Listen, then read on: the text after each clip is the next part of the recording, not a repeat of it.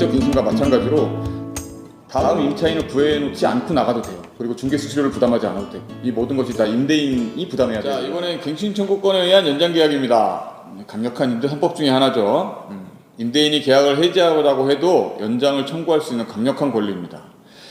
강력한 권리이기 때문에 아무 때나 쓸 수 있는 건 아니고 계약 기간 중에 1회에 한해서만 쓸 수 있습니다. 사용 방법은 계약 기간 6개월에서 2개월 사이에 임대인에게 요구하면 됩니다. 이 기간 상당히 중요합니다. 나중에도 이제 또 한번 말씀드릴 건데 이 기간을 꼭 지켜야 하는 이유가 또 있습니다. 계약 조건은 이전 계약과 어떻게 되나요? 계약 조건도 역시 이전 계약과 동일합니다. 다만 금액을 조정할 수 있어요. 묵시적 갱신은 금액이 그대로 연장됐잖아요. 이것은 금액을 조정할 수 있습니다. 왜냐하면 서로 이야기를 하고 협의하에서 연장되는 거기 때문에 금액을 조정을 요청할 수 있어요, 임대인이. 다만 그 금액은 많이들 들어보셨을 겁니다. 임대료 상한 제한, 제7조 차임 증감 청구권이라고 하죠. 약정한 차임이나 보증금의 20분의 1을 초과할 수 없다. 5%죠. 이전에 받았던 보증금이나 월세에서 5% 이상 올릴 수 없다는 겁니다. 물론 이제 무조건 올릴 수 있다는 건 아니고 이것도 협의이긴 합니다. 임대인분들이 이제 이 조항을 많이 안 좋아하죠. 아파트는 2년 계약을 하고 만기가 되었을 때 임대인이 연장 계약하자고 하면 이 청구권을 쓸 일이 없습니다. 그러나 나가라고 했을 때 이 청구권을 사용할 수 있는데 1회 한해서 사용할 수 있죠. 2년을 더 연장할 수 있는 겁니다. 임대인들은 거절할 수가 없습니다. 특정한 사유가 없다면. 물론 정당한 사유가 있다면 거절할 수 있습니다. 네. 정당한 사유가 사유가 이렇게 한 9가지 정도 되는데요. 그 중에서 핵심은 2가지 정도 됩니다. 임대료가 밀렸을 때인데요. 묵시적 갱신 청구권에서도 임대료가 밀리면 묵시적 갱신 청구가 인정이 안 된다라고 말씀을 드렸죠. 여기서도 마찬가지입니다. 임대료가 밀리면 갱신 청구를 할 수가 없습니다. 주택은 2기, 상가는 3기에 임대료가 밀렸을 경우에 갱신 청구를 거절할 수 있습니다. 또 하나는 주택의 경우에 실거주입니다. 상가는 실거주를 이유로 거절할 수 없어요. 하지만 주택은 내가 들어가서 살 거예요, 연장을 해줄 수 없습니다 라고 하면 가능합니다. 물론 진짜로 들어가서 실거주를 해야 되겠죠.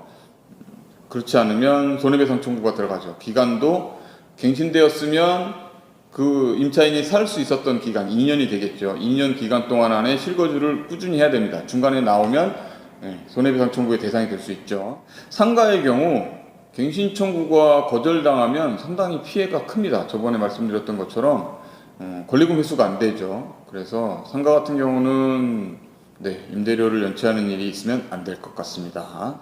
이 갱신 청구권이라는 건 사실상 무조건 받아줘야 하는 그런 조항이 있죠. 이 갱신 청구권은 사실상 거절하기가 쉽지 않습니다. 요건이. 그래서 거의 무조건이라는 의미가 많이 있는데 그런 강제적 느낌이 임대인들의 이제 부담감을 더 이제 부추기는 것 같습니다. 임대인들이 많이 싫어하는 조항입니다. 임대인들이 더 싫어하는 조항이 있죠. 6조 2항을 준용한다.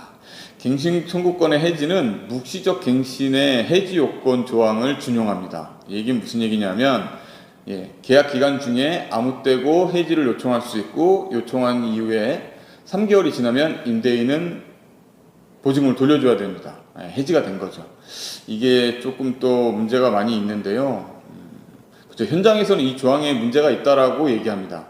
왜냐하면 서로 계약을 한 건데 계약 기간이 지켜지지 않는 거죠. 묵시적 갱신은 계약 기간이 없이 자동으로 연장된 거잖아요. 하지만 갱신 청구권은 서로 협의를 해서 계약 기간까지 다 확정을 해서 연장된 계약입니다. 현재 계약서에도 다 썼는데 중간에 중도 해지를 할 수 있는 거죠. 더군다나 이 중도 해지를 하게 되면 묵시적 갱신과 마찬가지로 다음 임차인을 구해놓지 않고 나가도 돼요. 그리고 중개 수수료를 부담하지 않아도 되고, 이 모든 것이 다 임대인이 부담해야 될 내용입니다.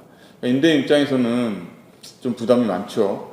나가라고 했더니 더 있겠다고 억지를 부려서 있게 해줬더니 계약 기간 중에 나간다고 하는 겁니다. 더군다나 새로운 임차인을 구해주지도 않고 중개 수수료도 내가 내야 되고 임대인 입장에서는 손해가 크죠.